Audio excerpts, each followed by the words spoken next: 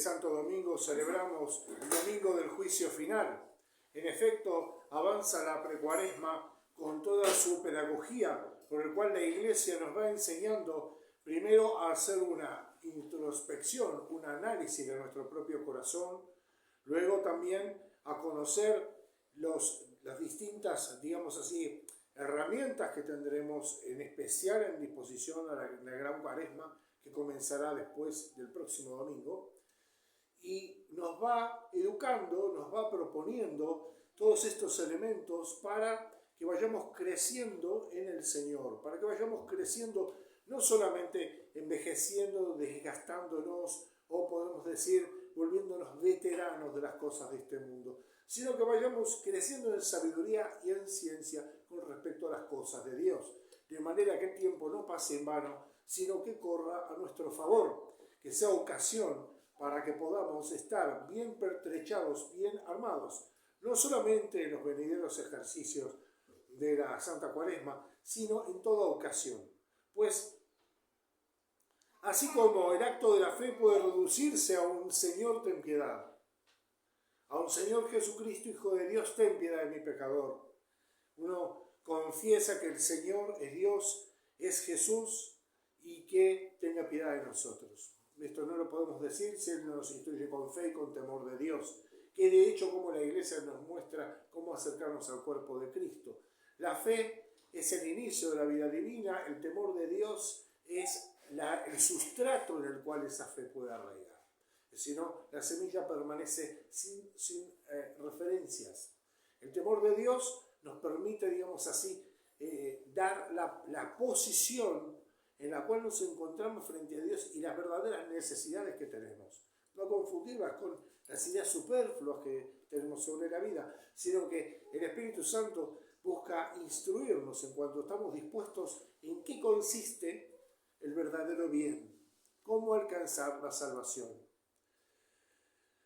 En efecto, decíamos, el juicio final está presentado, dice el mismo Jesús, que vendrá como un juez, como un rey, se sentará en su trono rodeado de todos los ángeles, todas las naciones de toda la historia, todos seremos convocados delante de su trono y allí separará ovejas, es decir, aquellos que lo han seguido en la práctica, y cabritos, aquellos que no han puesto esa palabra por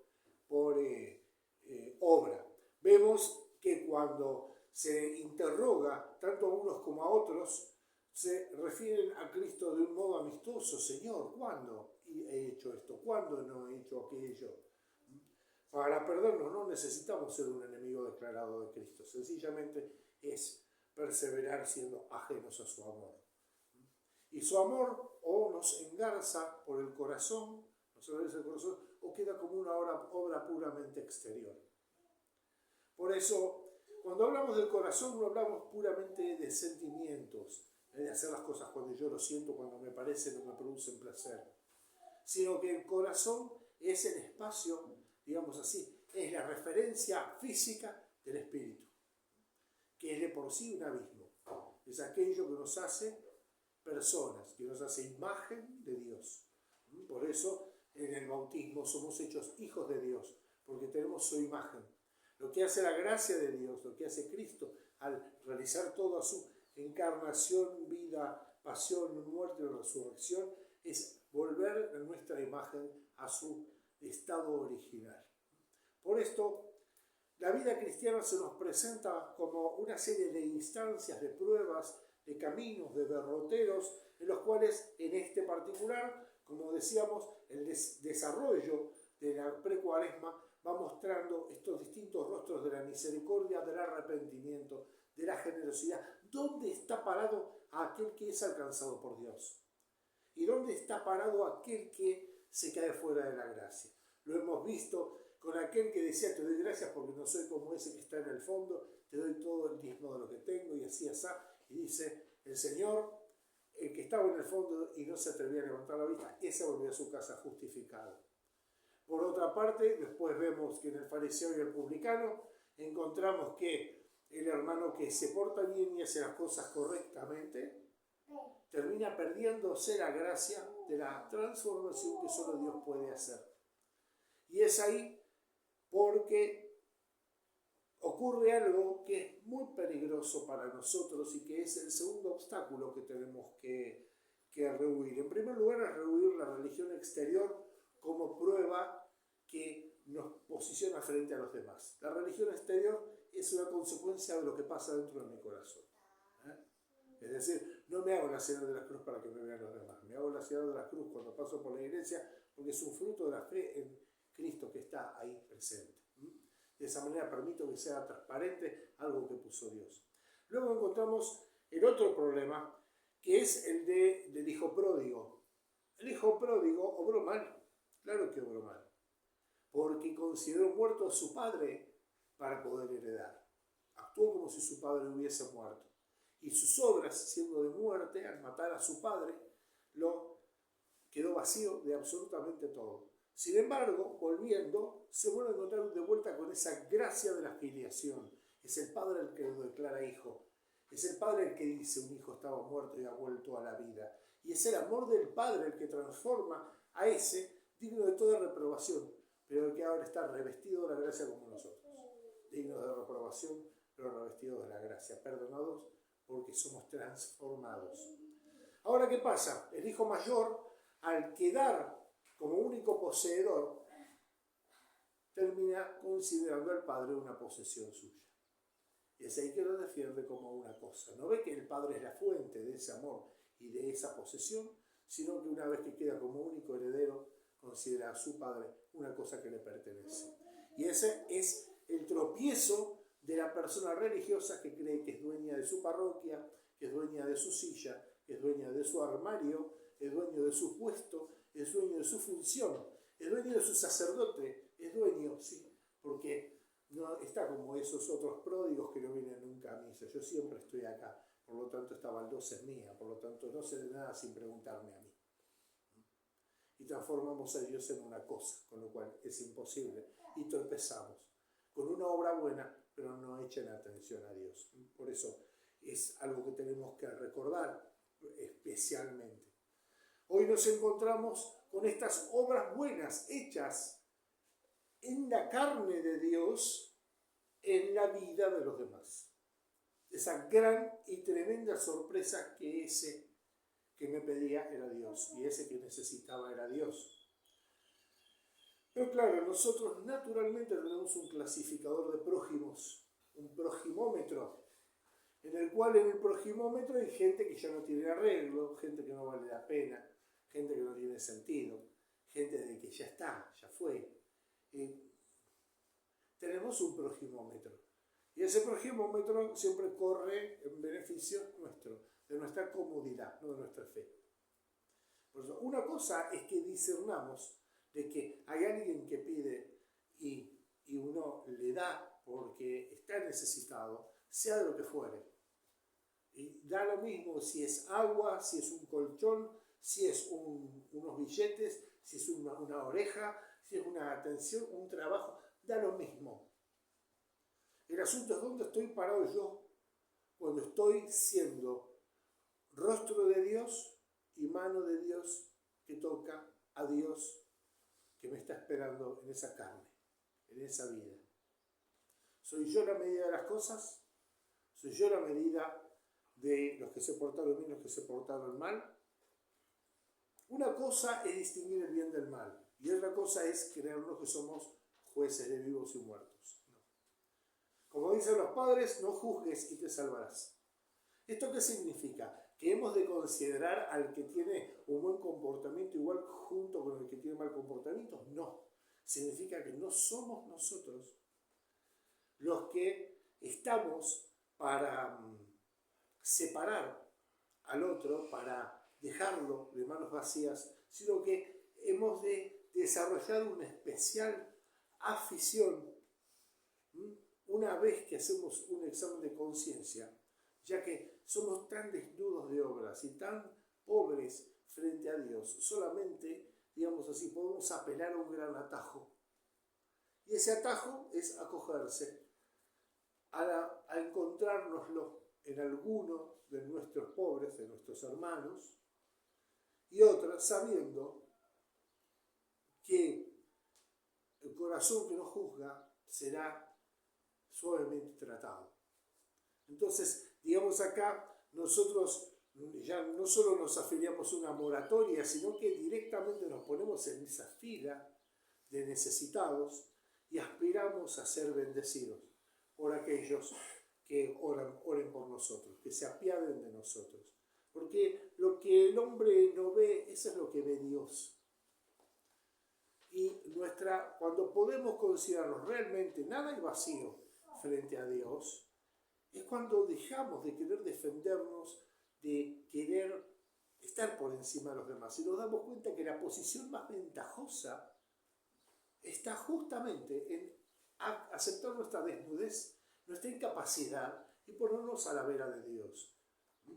No en buscar cómo construirnos una escalera nosotros, sino a ver cómo nos ponemos al alcance de esa misericordia que Él viene a darnos. Esto no significa que hacemos a un costado toda práctica y toda religión y todo cumplimiento y toda, digamos así, todo desarrollo de una potencia, no, sino que consideramos que esos son fruto de la fe que Dios siembra en nosotros, que son las cosas buenas que crecen porque es Dios el que se establece como Rey de nuestra vida, como aquel que prevalece por encima de nuestra lucha en contra de Él.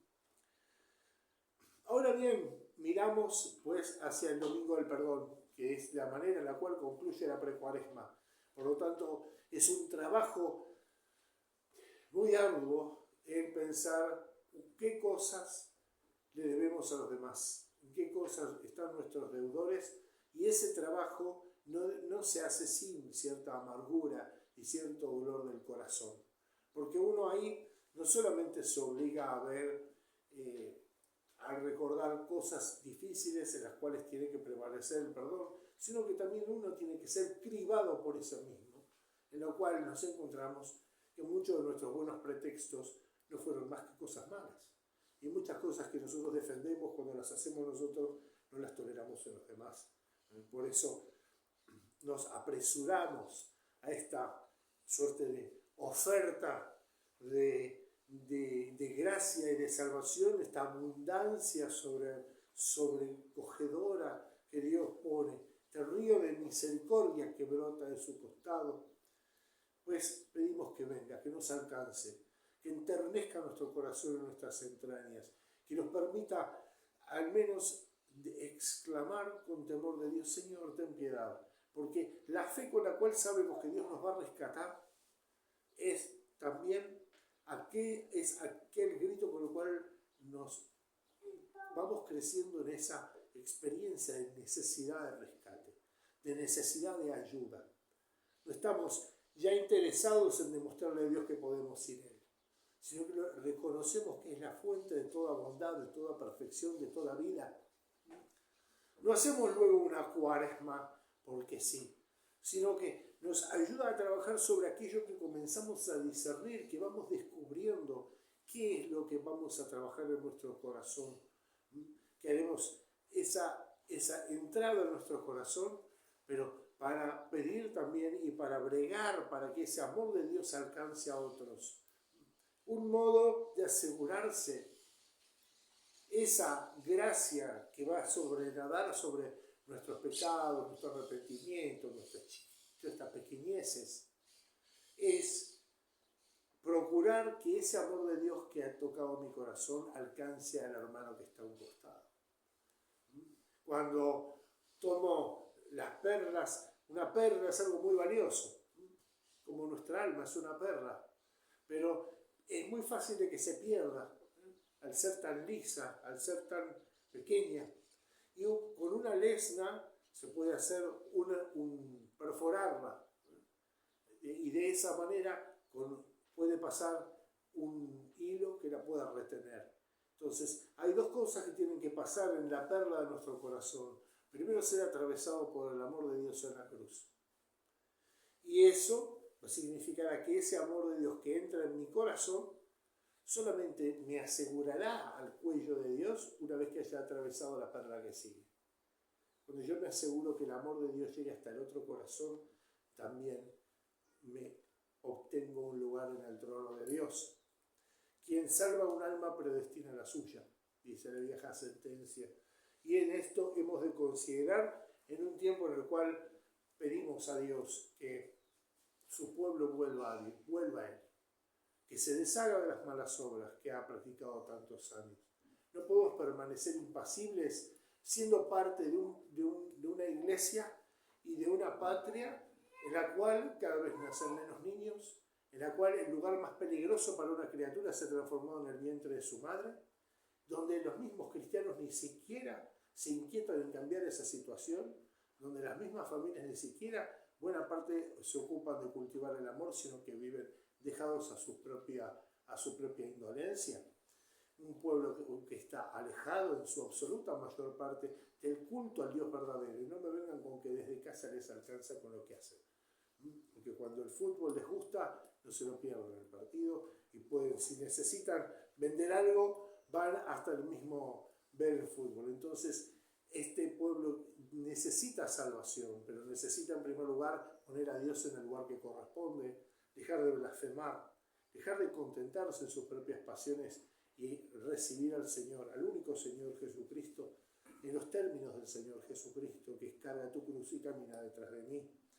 Acoger la piedad de la Madre de Dios como antídoto contra todas las herejías que los enemigos de la Iglesia han sembrado en el corazón de los hijos de Dios, no sin cooperación nuestra también. No hay ninguno sin disculpa, sea pastor, sea padre de familia, sea soltero, sea joven o viejo, todos hemos pecado. Por eso nos amonestamos unos a otros para que el pueblo vuelva a Dios, para que sus hijos vuelvan al regazo de su madre en la Iglesia. Y que, por supuesto, cuando hablamos de la Iglesia hablamos de todos los miembros, y en especial en aquellos que han recibido una carga en favor de sus hermanos, que volvamos a ofrecer a Cristo sin ninguna clase de diluyente ni edulcorante, a Cristo, porque Él es el dulce Jesús. Ya el Señor da su dulzura, solo que nosotros tenemos el paladar mal acostumbrado a otra clase de manjares. Que el Señor renueve, pues, descienda a lo profundo de nuestro ser, de nuestras entrañas, y renueve en nosotros la fuente de la vida.